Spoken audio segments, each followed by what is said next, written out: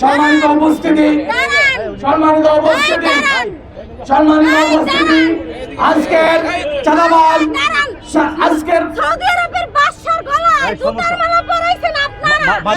সম্মানিত উপস্থিতি, সম্মানিত উপস্থিতি, আজকের সন্তান জুলুম, নির্যাতন, নিষ্পেষণ, সন্তান চাঁদাবাজ এদেশের মানুষের জীবনকে দুর্বিষহ করে তুলেছিল।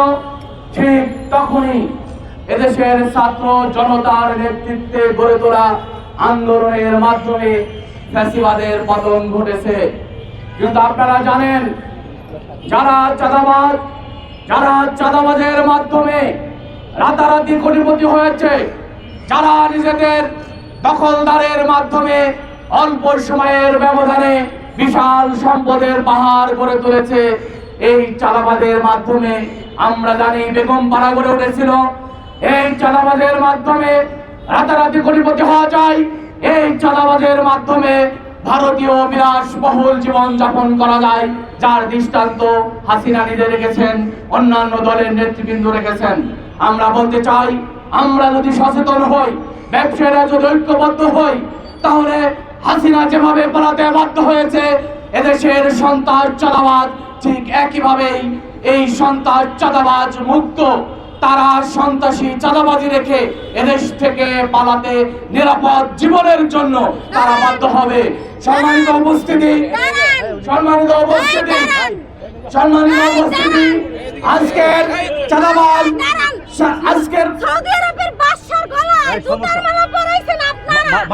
সম্মানিত উপস্থিতি, সম্মানিত উপস্থিতি, আজকের সন্ত্রাস চাঁদাবাজ এবং দখলদার বিরোধী কমিটি আজকের এই সমাবেশ থেকে আমরা বলতে চাই, সন্ত্রাস যত বড়ই হোক না কেন, চাঁদাবাজ যত বড়ই হোক না কেন, এদেশের জনগণ যদি সন্ত্রাস চাঁদাবাজদের বিরুদ্ধে দুর্বার আন্দোলন গড়ে তুলে, তাহলে সেই সন্ত্রাস চাঁদাবাজ তাদের সেই যে রূপ নিয়ে আসুক না কেন, তারা হাসিনার রূপ নিয়ে আসুক না কেন, তারা যে রূপ নিয়ে আসুক না কেন, তারা এদেশ থেকে বেড়াতে বাধ্য হবে।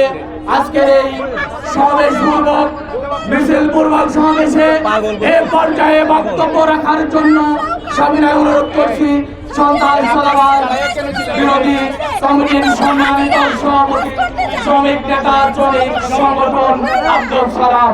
এই পর্যায়ে বক্তব্য রাখবেন আব্দুল সালাম। কেন পরাইছেন?